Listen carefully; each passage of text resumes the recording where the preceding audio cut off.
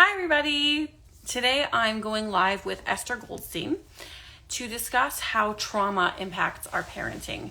We did a live in the past on doing inner work when it comes to parenting, and I know there are a lot of parents who come from a background of trauma, whether that's like what they call like big traumas, or the way that they were treated in everyday interactions created trauma. And a lot of parents who are here did experience that, and trying to parent differently on top of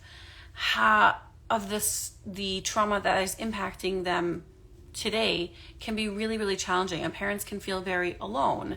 And so I'm doing this live in a way to offer support, for parents who are going through this, so they feel less alone and feel heard and seen, and know that I and Esther and I see them and know that it exists, and also for them to hear different ideas of how they can navigate parenting and support themselves through it. So I'm waiting for Esther I think she might be, no. I'm waiting for Esther to join. Maybe I'm going to request that she joins. Let me see, because I haven't gotten her request yet.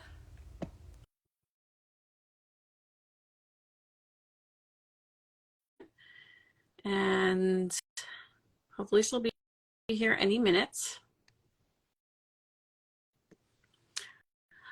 Hi, everybody who's here. Thanks for joining. I'm still waiting for Esther.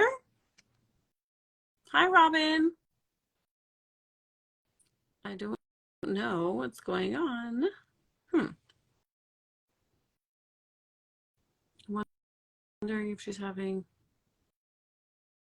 Oh, hi, Esther. Hi there. Hi. I was worried. I was like, wait, maybe she's not here. Okay, amazing. I'm so happy you're here. Thank you for joining us today. So do you want to introduce yourself and tell everybody who you are? Although I introduced you a little bit. Yeah. You have to tell me. I was trying to figure out.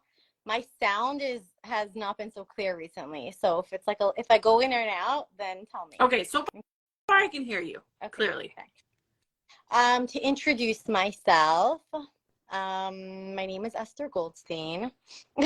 I love Bleemy. Well, we're on.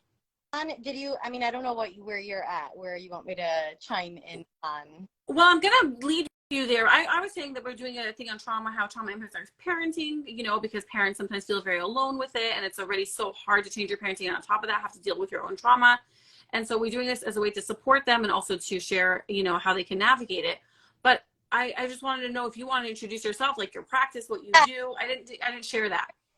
Yeah, no, I'm a little okay.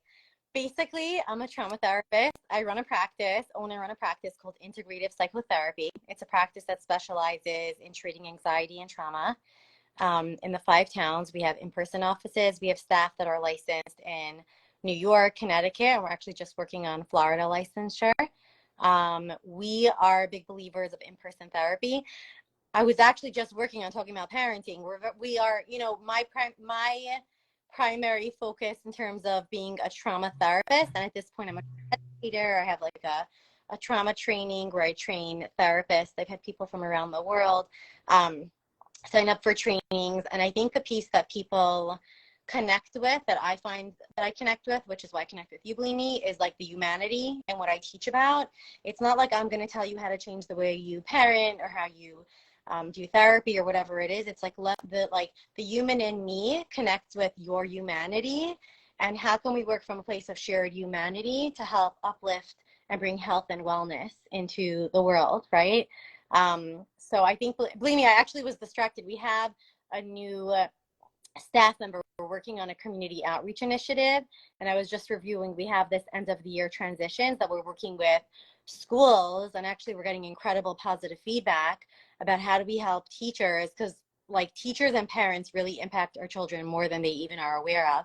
So I was just reviewing, our staff are like killing it just in terms of our impact, because I always say like, you know, they always say like therapy or healing is like, I don't want to call it this word, but they say like, in addition to having hospitals, how about we create some fences around like a hill, right? So I feel like, can we do both? Like, how do we tend to our boo-boos, but also create support? So that's my little ramble.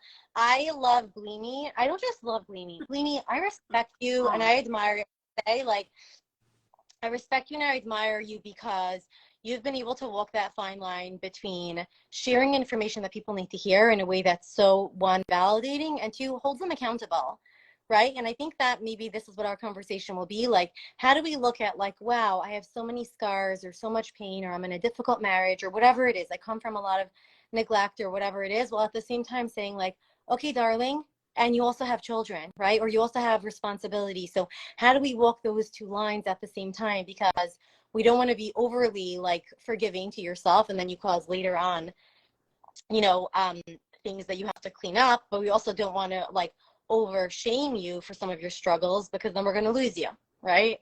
So okay, that's my little ramble. I am here. I love that. Oh my gosh, Esther, I'm very touched by your appreciation of me, what I do. And I also feel the same about you. I feel so much, like I said, like gentleness from you. And like you also really, I love what you said about shared humanity, you know? Yeah. And exactly. I think that it's so important for, I mean, I'm trying to walk that line. Sometimes I feel like I don't do it so well and I'm still learning and I'm fumbling because I'm a human as well. But I really do love that idea of like holding both, you know, holding like, how can we do differently? How can we act in alignment with our values in the way that like really cares for our children, while at the same time caring for ourselves, and not like, you know, being, I think it's like a form of like being violent towards ourselves in the process, or like, you know, like you said, or somebody else shaming or being violent towards somebody else because of it. Yeah. Can I just like to say something about what you just said? First of all, I love how you're talking about like violence. Like we don't look at the way, you know, there's like this concept called nonviolent communication. I think you and I spoke about it, and Yeah. how violent our communication to ourselves sometimes. The other thing you just said about the values is really interesting. I just had a feedback call with one of my clinicians, and we were talking about like our practice values, and I was reflecting on, because you know there's like community and energy, and how do we have those values, and I have my own values that I live by, right? And for our clients and ourselves, it's like, how do we align with those values? And she gave me some feedback on something, and you know what I said? I was like, you know what values are? And I was so grateful for the feedback, because I think that's how we learn. Like we all make mistakes, we just want to learn from them. So positive and helpful feedback. So I was like, you know, values are really like Northern Star. Like we're going to sometimes pull away from them or have other things that we're trying to hold and juggle. It doesn't mean that you don't have good values. It just means like you lost touch with your value, or maybe you have to reprioritize or shift things around so you can be aligned with your value. That here, because Yes. sometimes we think like, I'm not, where are my values? Your values are right there. What do we need to Yes. align with them? Yes. So I love that you're saying that, because I really believe that so, so much. And that's my whole message. I so believe that there's like goodness in humanity, and that underneath, yeah, we are values based and we do care. And exactly, it's about coming back to that. Like, I don't think we lose it or that we don't have it. You know, I really, really love that. yeah, yeah. I think trauma, if you want to dive in or if you want to go a different way, but I think that Whenever you take it wherever you want to go. I think when we have boo-boos, and I think when we have trauma or when we have pain or when we're trapped in our emotion mind, it can be really hard or feel impossible to be connected to our values. So it's not uncommon for me to, right, like have a client sitting on a couch saying, I know I want to be attentive to my children, or I know I want to be connected to being compassionate when a child does something. But all I could think is like, you terrible person, or you just made my life so much harder and I'm already teetering at the edge of falling apart. And so it's not like, so then it's like, how do we help you regulate, or how do we help you first get in touch with self-regulate? Because me telling the person about their values, like like they're in emotion mind. So I wonder if we could talk about, maybe, I think it's important to define values. We need that, because you need to have a place where you're anchoring yourself into. That's one. And then number two, maybe looking at the things that pull us away from or come in the way of being aligned with those values. Because really, like, I think I mentioned this once before, any kind of healing, like we usually want to work on the blockages. You don't have to focus on where you want to go to. You want to know where you want to go, but it's the blockages that the blockages that trip us up. And so I almost want to like speak a little bit about those blockages, or well, you can tell me what your thoughts are on that. Yeah, no, I love that. And I think that, like, for parents who did experience trauma, I think that's so validating in a way. It's like for them to hear how they lose touch with their values and the things that are getting in the way, and them realizing, like, oh, those are things that maybe I can work through or whatever. So, yes, I would love that. Should we define what trauma is? Maybe just for anyone. Yes. Some people might like identify as having gone through trauma, some might not. Some might be wondering, like, you want to share a little bit your input, or do you want me to? Well, I'll tell you the truth. You are really the trauma specialist here. So I would feel more comfortable if you shared it. I could probably share it, but I don't know if I would be 100% accurate. I'm not going to be accurate either because there's so many different opinions on the definition of trauma. But essentially, trauma is essentially when you go through an experience or multiple or repeated experiences, or there is a feeling in your mind or body where you can think and feel at the same time to integrate the information that's going on around you. Mm-hmm. So usually there's a few factors about trauma, about like something happening too quickly, right? It was unexpected and there was nothing that you can do to prevent it from happening and to take care of yourself or people around you. So there's usually like it's happening too quickly, right? Whatever processing happening. There was no warning that something is happening, whatever the something is we'll talk about. And the third thing is that you really lose touch with the capacity to protect yourself and other people, and you lose touch with connections to others. So essentially why trauma leaves its mark is the feeling of aloneness. I'm alone in this. I can't protect either my brother, my sister, the people around me, and maybe they were hurt or they weren't hurt, but there was real or perceived threat to safety. And so I just want to say, like, I know I'm giving these specific pieces. This could be, and the reason I'm giving the details about, like, you couldn't have known it was happening is because you'll see a difference in someone who, like, knew that they always had, like, a very angry daddy coming home. So their brain almost knew, okay, I'm going to hide in the closet, or I'm going to go to my friend for a play date every Thursday. Versus, right, when he would come home if he was away for the weekend. Versus someone who had, like, shocking factors. So I do want to say, obviously, like, factors of trauma could be, like, abuse. Could be physical, it could be abuse, it could be neglect, right? Not having what you need physically. A lot what we talk about as well as like emotional neglect. Sometimes there's like these implicit, and whoever is listening, like, use the term trauma or don't use the term trauma. I don't care what you use. Like, you're human. So it's either like you like we talk about this, like the trauma of commission, where like somebody might have been like hit, where there's something being added, right? Like abused, hurt, bullied, and trauma of omission is like, I'm not given what I need. Like, I have a plate and I'm not given what I need. So maybe there wasn't a feeling of safety or security, or mommy was very depressed and she was gone. So there could be like implicit like secrecy or anger or tension, and that also can impact how a person feels. So why does it matter? And then I want to hear you chime in.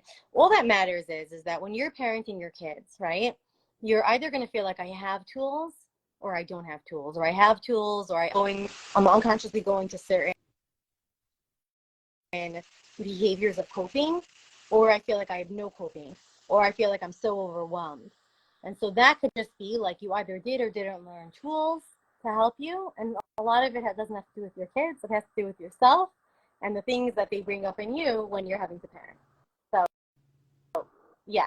But believe me, I do have to say, I don't know if I'm the expert here. I think an expert is someone who, number one, is humble and looks inward for their own self.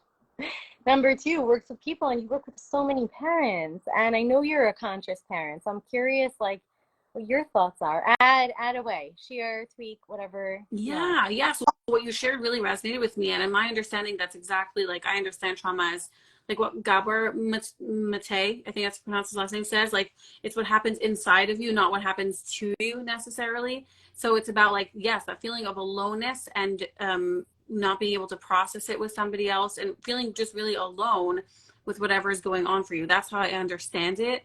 And also, like, I guess, I heard you say this a lot, like your needs not being met, either not being met because, like neglect in a neglectful way, or not being met in the way that, like, something was being done to you that, like, didn't meet your need for, like, connection, respect, understanding, being seen, heard, whatever, um, or even safety, you know?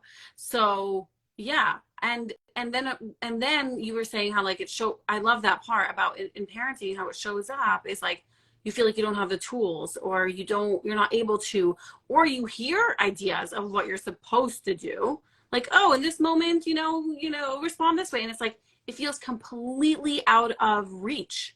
It's just like, I can't even get there. Like you were saying, my body just has this huge, strong reaction, and I don't even know. And it's like, and it's just like, I completely lose myself. I love what you just said in the last pointer. By the way, Gabor Mate, I love what you said. It's basically like it's less a matter of what happened. It's more about what happens inside based on what happened around me. And I love that you're saying that because like somebody could be here saying like my parents gave me a lot or my siblings are okay, but I can't keep it together. I go to the same parenting classes as my siblings and I just can't. Like I'm reaching for a skill and I can't. And I just end up screaming or shutting down or disconnecting or dissociating, right? Or getting angry or so I love that. I love that you just said that. What was the last thing you just said? What were you saying about? Oh, yeah. I don't know. Yeah, you remember No. about it being out of reach, like parents feeling like I don't have the like I hear these ideas, but then I'm not able. I have a very strong reaction, and that was the last thing I said. I don't know if that was what you had an inspiration from. That's what I wanted to hang out on because people think like I'm not working hard. And sometimes I actually meet parents and I'm like, you're working too hard. What you're doing is you're loading up skills, but you don't have the digestive enzyme to digest Mm. learning. So you're going brainy, but your nervous system, your body is like regurgitating the information because either it's terrified, overwhelmed, can't process it, everything you're saying. And it's like, if you're working too hard, let's slow it down because it's not meant to be unbearable, right? It could be difficult, it could be hard, but if you feel like it's unbearable or like you're jumping out of your skin or whatever it is, we need to look at like what's happening. Mm. Yeah. I love that you mentioned that. And for me, like, this is all like, I think the body, like, that's what it is. It's like there's the mind, we hear information, we take it in. And sometimes people can process that in a way that it becomes experiential and they can experience it in the body. But often, like, it's like you said, it's like they're trying in their mind, but their body is basically in a totally different place and freaking out. And I think that it's so important to get in touch with their body. But am I right in saying that sometimes trauma like disconnects us from our bodies?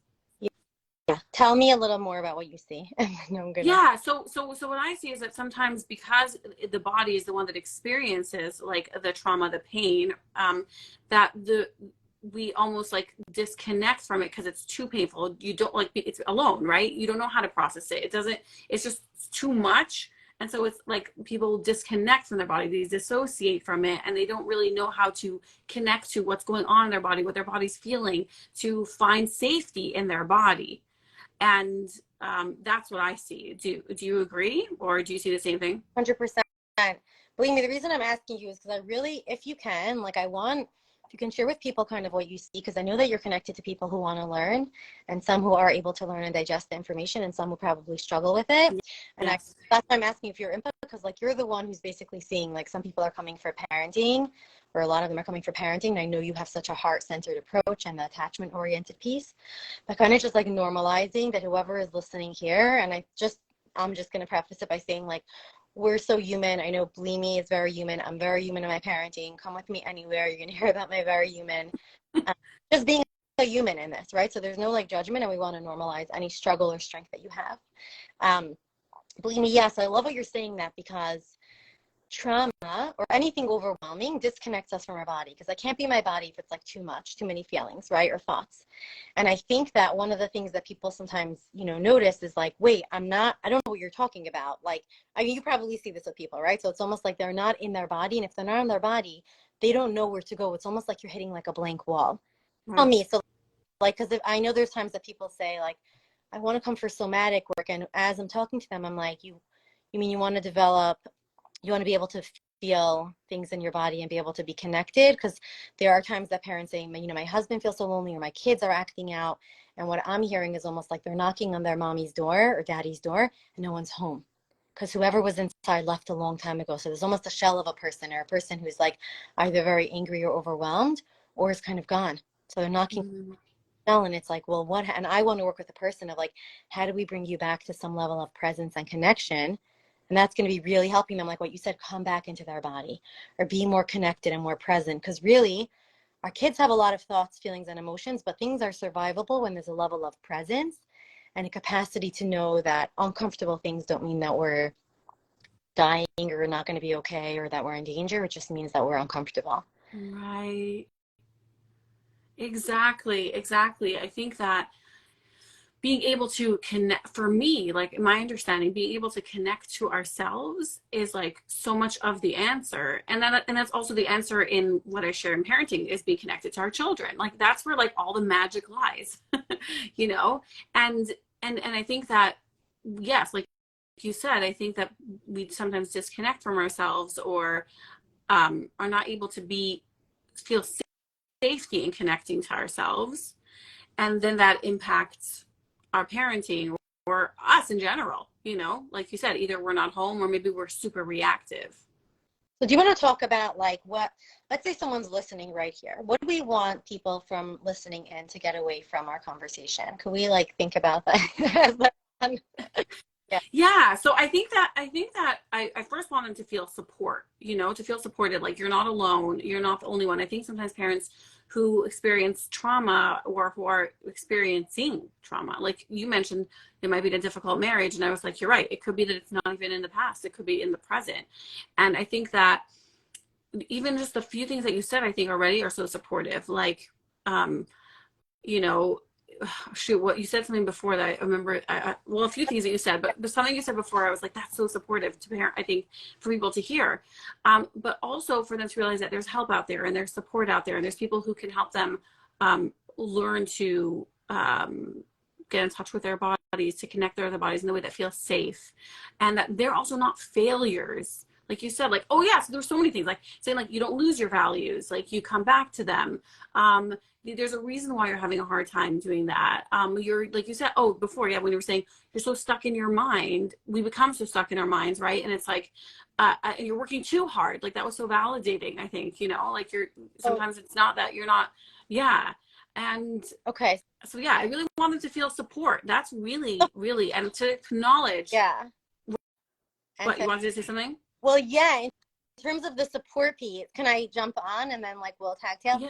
Number one, I want to just say something because I feel like, right, believe me, that's why I was checking in. Like sometimes it's like there are people who have gone through trauma or pain or neglect, and it's all coming up now when they're parents, but they're not in active pain. So that's one.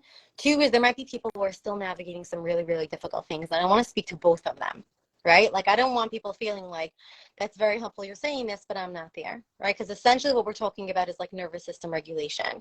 So it could be something from your past, it could be something from your present. The goal is that we want to bring you closer and closer to a level of regulation capacity. Does that make sense? Yeah. Might be like 100 steps away. You might be like 3 steps away. You might be going sometimes closer and farther. But I kind of just wanted to say that, number one, Gleamy, because I know that there's so many times people listen, and I just want to make sure like we're tending to like everyone and different phases, like um, of life. And then the other thing was, right, you were talking about, well, I don't, do you want to chime in on that? Like, what do you see with people who come in and where they're at, meaning with current stressors and past stressors? Yeah, yeah. So I see all these things. I see a lot of times parents who like are so, I really see the beauty in them so much, and they're so full of shame, you know, because they're like, I just can't stop yelling or like losing my mind at my children. I don't even know why I do that. And immediately, like, there's a sense of compassion that comes up inside of me, and I'm like, an imagination of like, I'm sure there's a really good reason why, you know. And I so wish for the parent themselves to hold themselves that way and to see themselves that way. I think that's actually like part of the solution, you know, is just that. So yeah, and then I see parents also who are in, it's not their past, it's like currently they're in situations that are really, really hard for them, and then they also like feel so much shame, and I'm like, you're already so full, you're so full of pain, and right, and then it's like, and then now I said children are it's challenging, and there's a lot that they demand and ask of us, and then your child does something or is asking something of you, and it's like it just takes you over the edge Of course it does, because you're already so full of pain. And so I think for parents like that, like getting support so that they can process the pain so they don't feel alone with the pain, I think gives them a more of spaciousness to be able to then handle what's coming their way with their children or whatever, Yeah. I love how you're saying the piece, essentially, because really this is like the solution. um, is like getting the support and the connection that wasn't given a long time ago. And so if you weren't given love and compassion to certain emotions, we're not blaming or judging your parents, your grandparents, your community, whoever it is like that. You can tend to and work on the pain or the grief or the anger. If you weren't met with certain emotional connection or even just presence, right, then you are going to have a really hard time when those feelings come up in your mind and body and when your kids bring it up. And I want to just name that first because I feel like that's the piece of like, how do we offer that to people here? And I know what's helped me in my own life and still helps me. And it makes me think about like a friend last night reached out. She's going through a really hard time. I think we spoke about this. And I remember thinking like, I'm not her answer to whatever it is that she has like a request to. And I said to her, I love you. I'm sending you a hug. And I know that it's not getting better right now. And I don't know when it will. I think it will. I know it will because like, I know it's going to shift because life has its way of going through ups and downs. But here's my word. I'm with you in this. So if you need to cry and kick or scream, I'm here for you because I don't want you feeling alone in this struggle. And you can roll your eyes because I'm not making you feel better and I'm not coming with a magic horse. And like she was so grateful for that. And I think like, what do we really need? Someone to hold our hand, kind of what you do in your parenting or what really therapy is as well, is like, hold my hand as I cry. Hold my hand as I say, I'm so scared. I'm so scared. I don't know how to do this parenting. I'm so scared. I don't know what's going to be with my kid. I'm so scared. What am I going to do in my marriage? Should I stay? Should I leave? Should I live in this community? Should I switch the kids' schools? Should I let my parents come over? Should I talk to this sister? Like all of those emotions, like be with me, right? So first, like, right, having someone, and I'm saying this to anyone, like I know for my own self times that I'm so scared or times that I want someone to just be like, I got you, right? Or I'm here with you. And essentially the magic that happens is that implicitly, right, like kids feel that from you non-verbally and also verbally. Obviously you can feel that strength and be like, hey buddy, I got you. Or hey buddy, I'm also a little lost in this thing, but we're going to figure it out together. Yeah. Yeah, I think that's so beautiful. And I think that I also often hear from parents like they feel like they have this sense of inadequacy. Like what I do is not enough. Like I need to do more. I need to save and rescue, especially I think if they experience trauma. It's like I need to make sure my children, that's another thing actually I see sometimes. It's like a real panic about like making sure my children never experience the pain or that I save them or I don't do what my parents did. And it's almost like this pressure to do and do and do. And I think for me is exactly what you said. I think the magic is really not in doing anything. It's in being, and not only for parents with children, but parents themselves with support people like a therapist or a coach, whatever it is. Like you said, somebody just holding their hands and just being there. And I think that's really for me. I honestly believe in the magic of that, in the healing of that. And speaking of like connecting to our own bodies, I believe that's a lot of times what creates a safety for a person to be in their own body. Like when they feel that fear, if somebody's with them in it and the other person is okay with it and it's like, I'm here, the other person can then touch their own feeling a little bit more and connect to a little bit more and find safety in that as well. So there's like so many things happening at the same time that I see. And I think if a parent experiences that themselves from others, then it makes it easier for them to then, first of all, see the impact and the value in it, and then to feel like it's adequate for my child. Like just that is adequate. Do you hear what I'm saying? I It's like there's so many profound things. Yeah. saying I hear what I love what you're actually talking about right now about like tangible impact. I think there was this piece that you're saying is like, let's say there's a client, right? Or let's say there's somebody that comes in about their child and their child's going through a real struggle. And one of the things that you're naming is like, are you experiencing the magnitude that it is? Or is your own inner child or your own inner panic having a disproportionate reaction to the struggle? We're not saying it's not scary. We're not saying it's not difficult. We're not saying that it isn't exhausting. But what I'm hearing you say is like, and I actually would invite anyone here, and I say this to myself, when you're faced with a struggle in life in general, right? Or specifically when it comes to parenting, is your reaction, is your emotional and your nervous system, is your body reacting as a 35-year-old, as a 42-year-old, as a 22-year-old who knows parenting doesn't come with a handbook. Parenting is overwhelming. Every child is a whole different cocktail. Some have such incredible challenges that every day that you catch a breath, you feel like you wonder if you're going to have the next one and how the next one's going to be. And some kids go through years of hell and years of smooth. And some kids are simpler, but then you start wondering what's going on. They're not talking so much. Some kids you don't worry at all about. I just have to say, so there's like the knowledge of that, right? Of a grown-up brain. Well, really, it's 25 years old when the prefrontal cortex is developed. So believe me, this is this. And how much of my reaction is some part of me that's panicked? Like, right, the survival responses are fight, where I'm like running, getting angry. It's the teacher, it's my husband, it's my mother, it's right, or we're fighting with a kid. Flight is like shutting down, running away, panicking, right? Then there's like fight, freeze, where it's like I do nothing. I don't know. I'm frozen, right? Then there's submit. Then there's the other ones of submit and attach. We're not going to talk about that because it's less about specific to parenting. But like, do you go to fight, flight, or freeze? Which essentially all of those are a very strong reaction to something that's going on right now. And is it your adult self, or is there some other part? We could say inner child. We could say, a different emotion that's much bigger from the past. And then in that parenting moment, don't parent, or if you parent, do whatever you want, because we can't control what you aren't doing. But later on that day, or listening to Bleemy, or getting some information, what's this panic about? What's the fear? What's the frozen? This needs attention, my darling. If you could tend to your body's nervous system, you're going to be more equipped to tend to the parenting. But if you're going to jump to parenting, read more information, load it all up, and try to share that information with your kids, what they're hearing is this, but they're also feeling all of this, whatever those emotions are, the panic, the freeze, right? If I see my mommy is terrified, well, I can't, like, and she's telling me something, but she's totally out of touch, versus, right, being much more embodied. And believe me, like, I love what you said. And I think one of the biggest pieces is that as parents or as humans, feeling our feelings and having someone witness them with us, right, is really what allows us to feel safe in our bodies.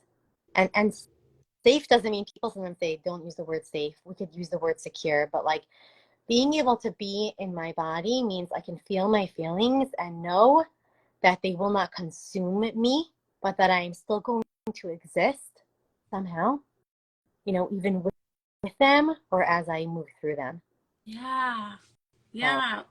Yeah, for me it's like a sense of okayness with and the feeling. It's like, yeah, like somehow I feel a sense of like I'm okay and this is so deeply uncomfortable. You know? uh, Um yeah, and oh, there were so many things that you said. First of all, I never heard of submit and attach. I've heard fawn, but I love the submit and attach better. Is the same, is it sort of like submit. the same idea? Actually, you know what? Let me actually define them, because people might notice this in their own lives and they might be curious about, do I have that? Submit is kind of going into like being a good girl, being a people pleaser. I know for my own self, there have been times in my life that I kind of, let's say, and it will impact, let's say in parenting, it will impact when it's interacting with your partner, with your friends, with people in the community. And also you might see some of this in your child or your children, and you get curious, where did they learn that? So submit is kind of, instead of like speaking up for what you want or need, you kind of just go into like, okay, whatever you want. I'm like tiptoeing around, feeding you whatever you want. And I'm like submitting myself, right? In trauma or abuse, it's when the person kind of like, and it could even be neglect, like, mommy, you want something. So instead of me saying like, mommy, my belly hurts every time you give me this food, it's like, yeah, mommy, whatever you want. It makes you, if mommy's happy this way, fine, right? Or if there's an abuser and it's so scary, or someone who's angry or upset, or is hurtful, and I learned to just like submit and say like sure, or smile, right, or shut down. But essentially it's a form of being submissive, which is often connected to like like people pleasing, right? So kind of Yeah. just shut down. So it's like others, like whatever you want, and we don't judge it, by the way. You want to just get curious, where did you learn, right? Mm, And attach is a little different, but what you'll see is that someone will attach to the person. There's a cry for connection. So we all need, yes, it's going to be safe. Someone who asked. So there's a cry for connection, because we need to connect to survive. So what you'll sometimes find um, in situations is that a person attaches and connects with someone, even if that person is harmful to them. Mm. So if I have a very chaotic sister, or if I have a friend who's very bullying, okay? But if I don't align with her, I'm going to be ostracized and alone, or I think I'm going to be ostracized and alone. I'm going to attach to her, and I'm going to develop a very strong identity that might even be similar to hers or connected to hers in that kind of way. Mm. Parenting, it's more of like you might want to notice if your kid is like attaching to or getting connected to someone or something. And obviously there's healthy parts to attachment, right? Like attached to the right kinds of people or places. But, or are you attaching to people or places? Like I've had to look at what are my relationships that I'm attached to, right? And how are they helpful to me or might be like implicitly or explicitly harmful. So we could do a whole different thing about like survival strategies. I probably would say like that conversation would be more focused on the adult self, Mm-hmm. because you want to look at like what are your survival strategies, and usually we have like a cocktail of like something, and we could talk about it. Like with freeze, what you'll see a lot, there's fight, flight, freeze. With freeze, what you'll see a lot is like panic attacks. um, and with panic attacks, there's a sense of like anger or fear or emotion that are not able to be expressed, trapped in the body, and it's all held inside. And so so with kids, when you see a lot of anger, you see panic, like we could talk about it more, but essentially when we see two different ends of a spectrum, one parent might say, this one's angry and this one's so shut down. Sometimes I'm like, well, actually, you're just talking about two different ends of the same string. There's huge level of emotionality that are both unhinged, Yes. right? Yes, Okay. yes, Yeah. yes. So two different ways of reacting. Oh my gosh. There's so many thoughts that go off in my head. I have like too many things to say and to okay. I love everything you're saying so much. What I wanted to say is that what I've learned and I love so much is that anytime we could talk about parents who like act out of alignment with their values, act in a way that's, let's say, whatever you want or you want to judge it, like violence or whatever. Whenever a parent acts out of alignment with their values, or any person, it's because they're in one of those responses. They're dysregulated, meaning in a regulated space, we don't do any of those things. And in a way, I think that gives people a sense of hope, or I hope it does, because it's like, or a sense of like, oh, okay, so like I'm not a bad person. Like it's when I'm in dysregulated state, then I do those things. And also there's hope that I can do something about that. And I think that sometimes when people hear this, they think it means, oh, so I just need regulation means I need to be calm all the time. I No, think that's, yeah, you know, a lot of times that's the understanding that people have. It means like, oh, when I'm calm, of course I do. No, it doesn't mean calm. I think it's exactly what you said. It's that the ability to have an experience, an intense, unpleasant experience in the body, and to still be okay and to be able to sit with it and be with it. The reactions and all those things come from not being able to connect to it. And then our body goes into one of those reactions, fight, flight, whatever. And in fight, we, let's say, react or do whatever, right? Or in freeze, we dissociate. I love what you're saying. Like basically it's like there's always this theory and then there's practical implementation. Practical implementations is number one, that there's hope for you. If you feel hopeless, for everyone there's hope. Hope looks different for different people, but what I will say is that nervous system dysregulation, Janina Fisher always talks about this. Like with clients, people would say, I'm so complicated, I'm so messed up, I'm having a hard time or whatever. And she's like, no, darling, you have one struggle. It's that your nervous system is not regulated. And we're going to work on regulating your nervous system bit by bit. And I want that to be the focus, because essentially as you regulate your nervous system, you're going to feel a little bit more okay. So yeah, somebody could come in and be telling you a story about this kid and that kid and whatever and this one. And there might be a lot of havoc that's going on externally or internally there. And sometimes there is. And I don't want to like pretend to oversimplify certain strengths or struggles or realities. There could be complexity in terms of a society, a community, strengths, resources, you know, like I want to just say this to everyone at the very same time, like start where you're at. So believe me, I love what you're saying. Like if you're struggling with something, nervous system, just if somebody told me just be calm, do you want to know what I would say? Yeah. Wait, I would probably have a lot to say. You know, like I remember once talking to one of my siblings and she was like, can you take a breath? And I'm like, if I could take a breath, do you think I would be rambling like a train right now, telling you all the words? Like, oh, right now what I need is to tell you all the words. And as I tell you all the words and I feel like you're getting me, then I'm probably going to be able to take a deep breath, you know? And I think I actually did a video on this where it was like talking, I did a video on like meditation, how sometimes meditation or taking a deep breath could be triggering to people, especially for some of us that have a lot of emotionality. Like slowing down actually could feel like overwhelming. Like, what should I do with all this energy? So I love how you're nodding. So nervous system regulation doesn't mean just calm down, right? That's like turn the circuit breaker off for you. And it's like, and we do this with kids even sometimes. I know, like, there was a parent who was consulting with me about their kid that was very jumpy, and they were like, we were just giving him treats. And I was like, what about going to the gym and riding around the bike at, like, you know, there was a school that used to do that. Ride around, play catch, give him sensory input, see if he could do sensory output, rough play, right? Depending on the child. Let's not try to shut ourselves down. You need to scream, take a pillow and scream into a pillow, right? You need to like shake it out, or you need to be like, wow, my brain feels like mush. Like, find ways to regulate your system. And that doesn't mean to calm down. It means find ways to, well, to dumb it down. It's like usually like try to get in touch with what emotion, fear, or thought is going through your body. Even just number one, identify what it is. I'm terrified. Naming it. Right. Name it to tame it. So even just start with getting in touch with what's going on. And only once you're there, and that alone is like a success, I would say. If you're even able to say, you know, I feel like a failure, or when this happens, I feel totally lost, right? Or my body just feels so tight, or I feel like I'm like floating away. Just first even identifying it is one of the biggest steps, because then you're working with something. You're not in this lost maze of things, right? If you start having some kind of contact of what's going on, there's already okay, I can work with this. Yeah. Yeah, yeah, and you know what else? Like listening to you, I had so many things. First, when you were saying how like a parent will, let's say, sometimes it's like there's a reaction going on inside of them, but they're saying something. The children can sense what's going on inside of their parent, and I have to say that I totally did that. I probably still do.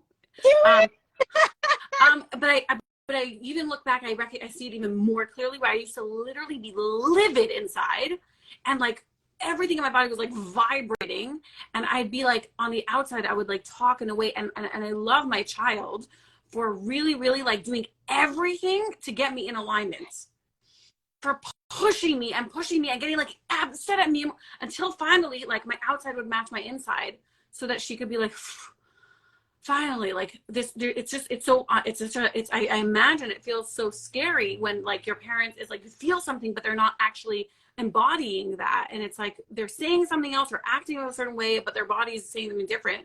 And I just want to say, like, it's such a normal thing. I think that I've done that so many times, and I still do. Also, I wanted to say that like this whole idea of nervous system regulation, getting in touch with our bodies, and having compassion for ourselves, like I worry that when I share it, people will hear it as like, oh, this, I have to do this. This is something else I need to do. And, you know, again, being violent towards ourselves. And to me, like, there's no way to be, there's no way towards, there's no path to which we heal with violence, you know, like it's all about like kindness and compassion. And I also really believe that we need other people. And again, I think people like are very into like self-help and self this and self that. And I think there is a part of like, yes, having our own recognitions and realizations and being like, I need to go for this. But I really believe, and again, I could be wrong about this, but I really believe, and from my own experience and from hearing the experiences of others, that we need other people to do this healing, to do this, to support ourselves in getting in touch with our bodies, to and again, I'm not even saying that like you need therapy or you need I just say other people. It can be anybody who can be with you. You're saying this. One of the things I just want to circle back to, when you know how you said like your kid tried so hard to get you in alignment, is like, if we could, and I know it could be really hard, and I don't want people like taking this in the wrong way, but like same for me, right? Like when my kid is acting in a certain way, like I've had seasons where I found parenting so much more exhausting, and it's usually because my child's trying to communicate something either about his world that I'm not understanding, and so like energy, this vibration of like feeling misunderstood. Like he's putting out so much and I'm not getting it, and he's putting out more and I'm frustrated for not getting it, or like I'm not present. So that could be like that I just want to name, like sometimes the child has a very unique struggle and they're trying to let us know, and it takes time to figure it out. And like, please don't be hard on yourself about that. Just be like, we're going to figure this out. We're coming back to the drawing board. I'm not leaving you. I'm not leaving you. I'm here. I didn't fully get it. Okay, I'm not leaving you, right? Um, and then the other thing is that, right, when we're out of touch, like I know that, right, sometimes children, well, many times children are trying to jolt us back into like, where's my mommy? Where's my daddy? Are you here? And I love how you basically said it in such a compassionate way about your child, because, and I love how you always say there's no such thing as a needy child. Like specific children, and usually the ones who are more sensitive or attuned or feel responsible, are going to try to like wake us back up or ask for things, right? And they always say the kids who need the most love usually ask for it in the most unloving ways, right?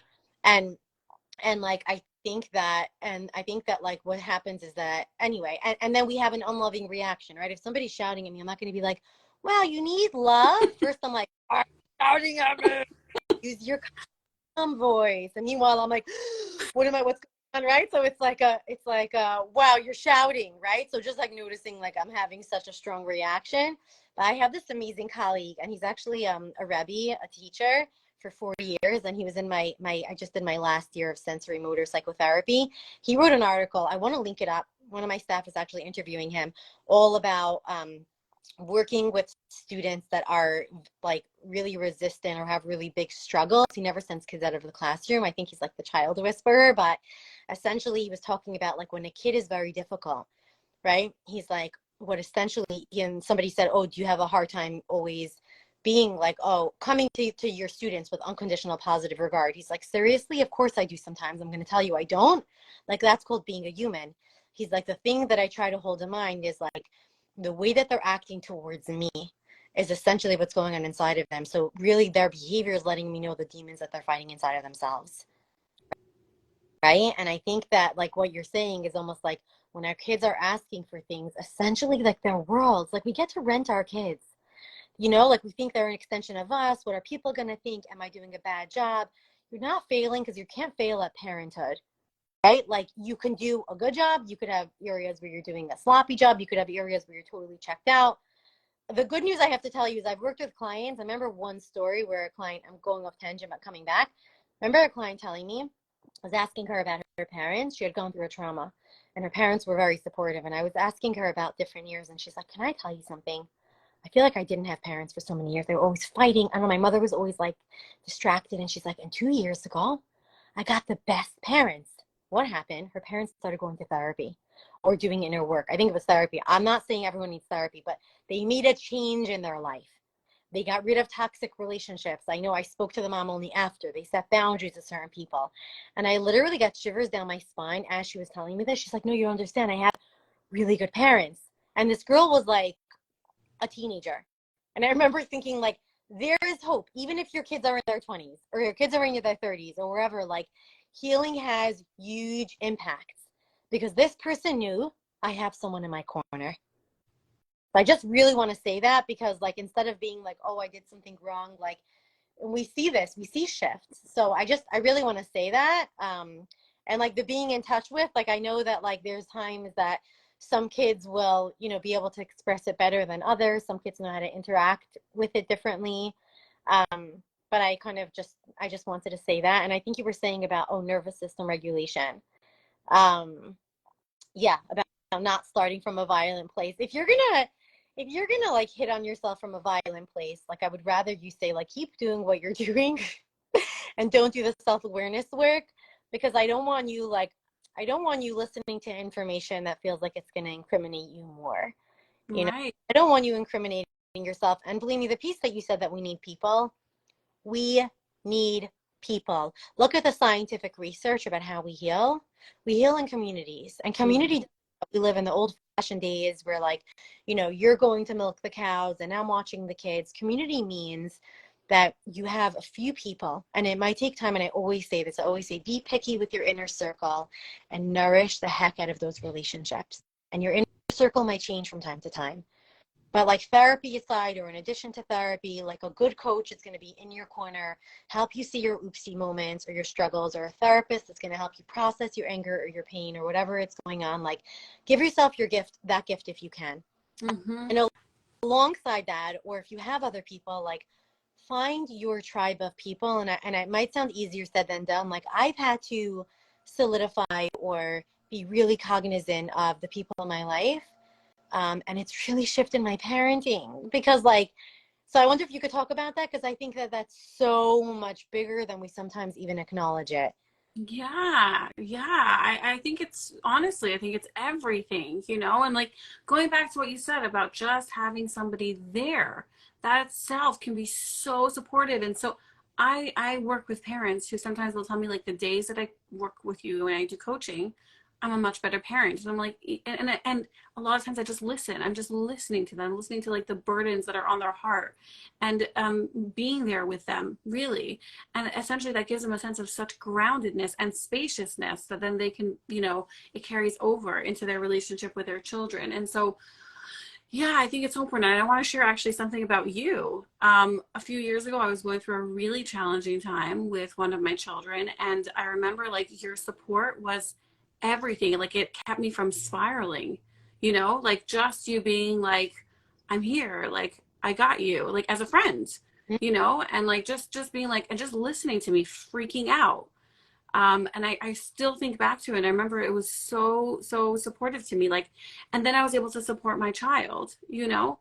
So I just think it's so important. And we put so much emphasis on like self-help and self-work and self. And again, I'm not bashing it. I think there's so much value in it. I think it's important to look at ourselves.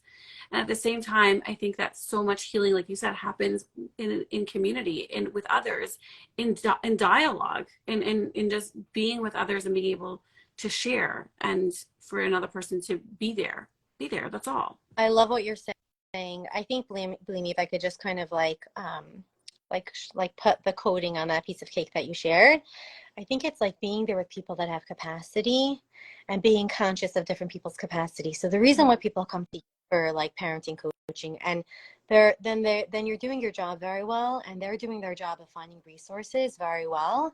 And same for therapy. Like, there are people that say, I have no one, Esther. And I'm like, well, you have me right now. And I'm going to support you. And I'm also going to teach you how to use me. And part of using me means I want you to notice what it's like in your body or your mind Mm. when you spend the time with me, because throughout the week or throughout the months, when you're interacting with people, we're going to start helping you be aware of which people actually like hear you. It's not even about making you feel better. Like, really, like, they understand you, right? Mm-hmm. And I understand all the parts of us. I have some like great friends that understand parts of me, and just their understanding is amazing to me, you know. I think the thing, just if I could expand on that, is like finding your people. And it might be reaching out to a coach, or it might be reaching out to a therapist if you feel like you have no one, or reach out to a friend who has some kind of capacity. Because believe me, I know when you were going through what you went through, for me it was just like I wasn't frightened. It was like, okay, here we go. And honestly, like, my own experience of having someone in my corner when I was really scared, right? Like, we all have times where it's like, I'm totally lost Mm. and I really need to heavily lean on you. I know a lot of my own healing has been having, like, either when I've had to paid for therapy or chosen relationships that I've invested in, right? To really allow myself to lean on someone and feeling like, okay, they're not as concerned, or they're going to be with me in this, is the biggest gift that we can give ourselves. And then also there's like the positive impact, right, on our kids. Like, as I make shifts, I remember once feeling so guilty about, like, I took a day off. I was doing like some, it wasn't even like self-work. I remember I was like, oh, I should do like a trauma therapy intensive or anxiety therapy intensive, or I should go to this business intensive because I get my business consult.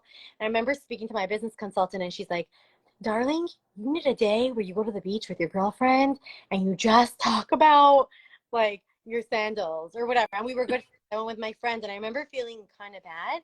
And then I came back home, and my child was in such a good mood, missed me a little, but such a good mood. And I was like, I have what to give you, you know? So I think that that piece is like really important when we're looking at this, in terms of like, yes, finding things that are really important, you know, finding people. And I think, believe me, finding people that really can understand Yeah. and um, Right. Yeah. Right, right. And I also, listening to you say that, I'm also feeling a little bit of like, I guess, compassion for parents who don't find people who have that capacity. Like, I'm trying. I have a Let me, wish. I have a wish, a fantasy that everyone in this world can do that for one another, that we know how to, that we have the capacity to hold, but not everyone does. Some of us have trauma. Some of us have never experienced it ourselves. Or whatever, so many reasons why people don't have the capacity to do that. And I have, I understand them. I'm not even like, I don't judge them at all. And I also understand that it could feel so lonely sometimes for parents. It's like, you're telling me find people, but I don't know. Like, the people I go to just try to fix me or change me, or tell me like stop worrying, or it's okay, or give me advice, and they don't know how to. They don't have the capacity, I should say, to just be there in the way that you were for me, or in the way that. And I think that, but I'm hoping that the ripple effect of this would be like you said, what you felt, the experience of somebody being there for you, and just being there as you're having a hard time. well, And yeah, yeah. Amy, I've been that parent. I've been that person who felt like I was talking to people and they really didn't understand me. And Mm. it's such a Me lonely, too. you too, right, Of right? Like course. Of course. both of us, like it's like, there were times that I was like Googling or reaching out to friends or taking a shot on, like, people say be vulnerable. People make it sound like the other side of vulnerable is the sexy support. The other side of vulnerable is sometimes feeling even more dropped, Yes. even, even more Even misunderstood, more alone.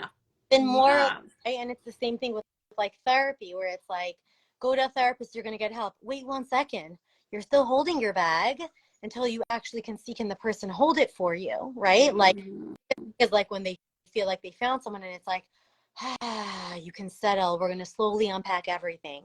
Mm-hmm. They just, as a human, I know that feeling. I remember being once in like a circle of like friends, and not one of them understood. I made like a dip for connection about a struggle I had. None of them understood it, and it was the most crushing feeling. I remember my heart felt like it went numb.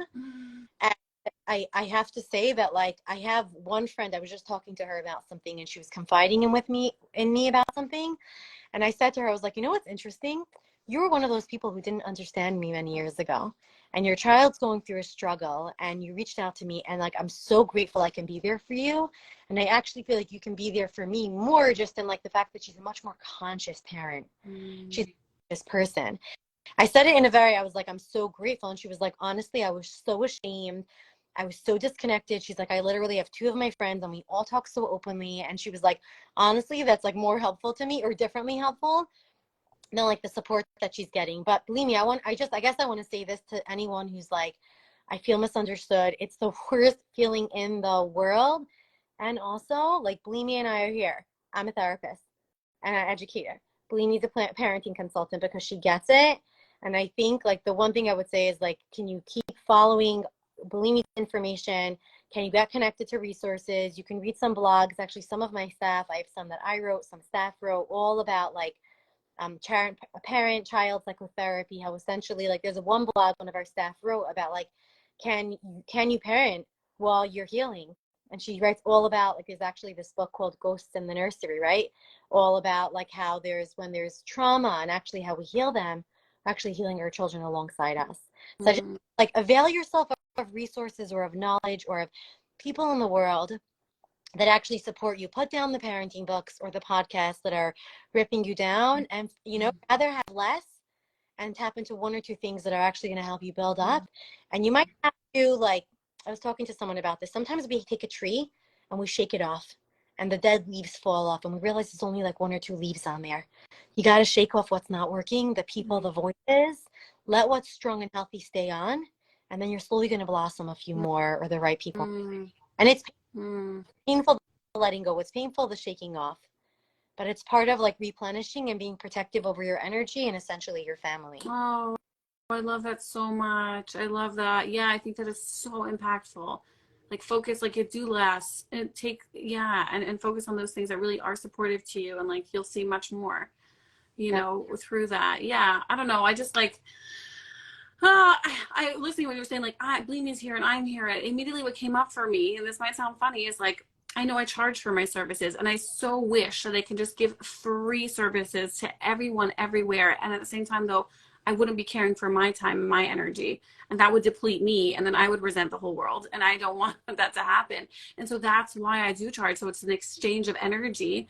But I wish I have this like dream of like, I just wish I can support everyone, or like that I can offer that support freely to every single person, you know, and I hope that I do that in some way through the content I share. Yeah. Hold on. First of all, so we're just talking about humanity, right? Like there are people that have to make a living, and there are people that have incredible wealth, and there are people who have wealth of knowledge, there are people who have wealth of money. I think that this world is literally a world where we give and we take. And I have to say that you give so much free wisdom. I'm not saying this to try and make you feel good.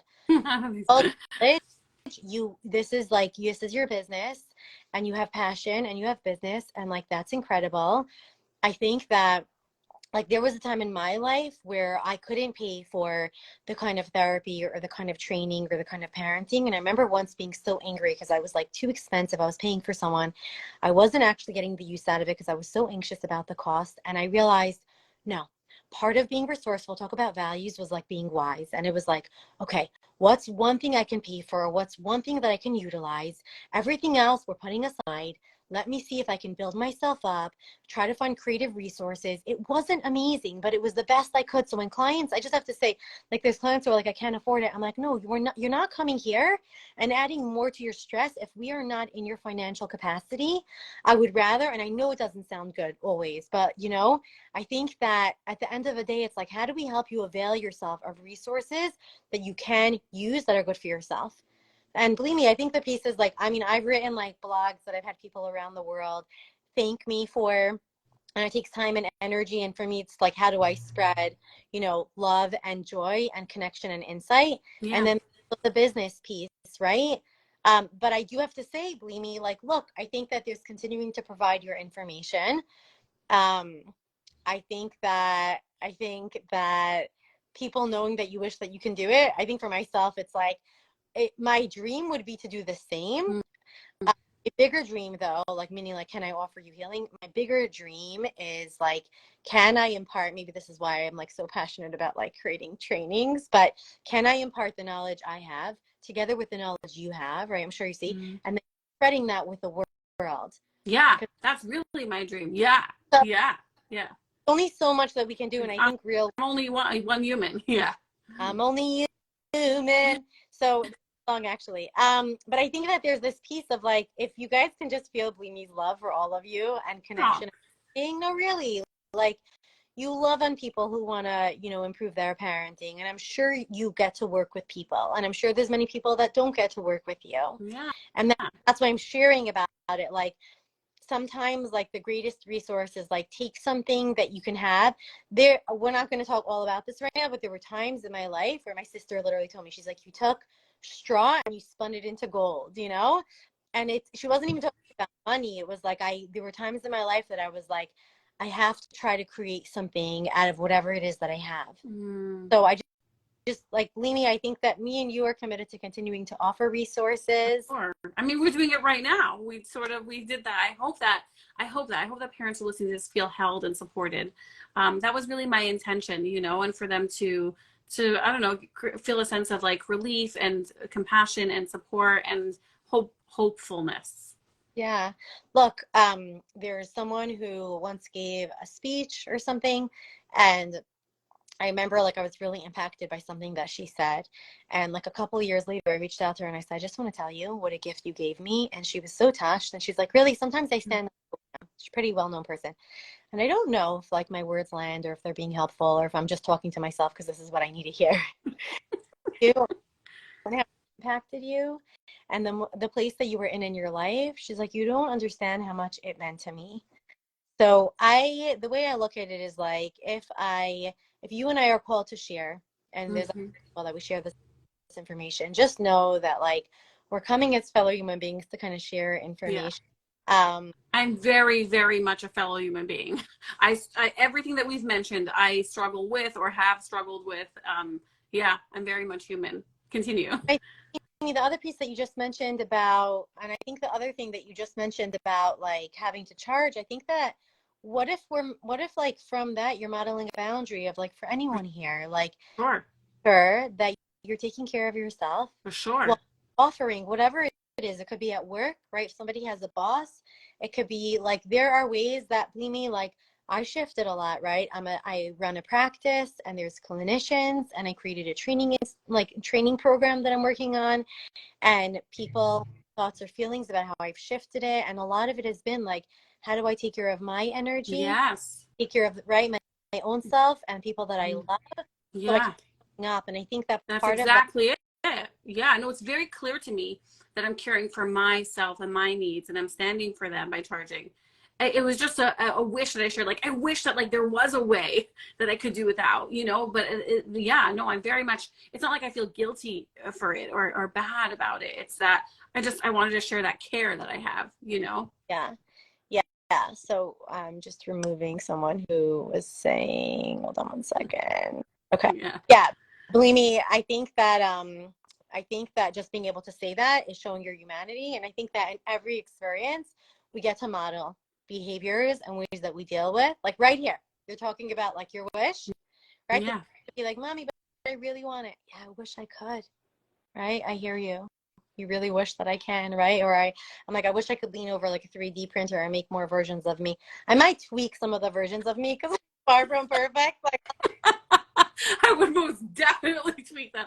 But maybe it's the imperfection that makes us relatable yeah, no, or makes us compassionate. right. But I'm saying like my humanity, the strength, like there's strengths of my personality. There are some real strength. Like when people say, oh, and we have new staff joining our team and they're always like, Esther, you're amazing. I'm like, I'm amazing and I'm very human. Speak to my child, speak to my staff, speak to my friends. Like the closer you come. I remember one of my mentors said, if you Yes. want to have a mentor, if you want to have someone that you admire, move 2 cities away from them because close up, you get to see strengths and imperfections, Yeah. right? Yes. Yes. Yes, exactly. Esther, I'm noticing the time and I noticed I need to go. And I so appreciate you taking all this time. I loved every moment of this. I hope the parents watching this also, it received something from it. And yeah, thank you so much. Do you have any last words you wanted to share? Yeah. Believe me, my dear, I'm so grateful to have you as a friend and as a company that Same. inspires me. And please, let's do another one before 2 years. Yes, yes, yes, definitely Okay. let's. And the feeling is mutual, of course. Thank Thank you, Esther. you all. Bye. Take care.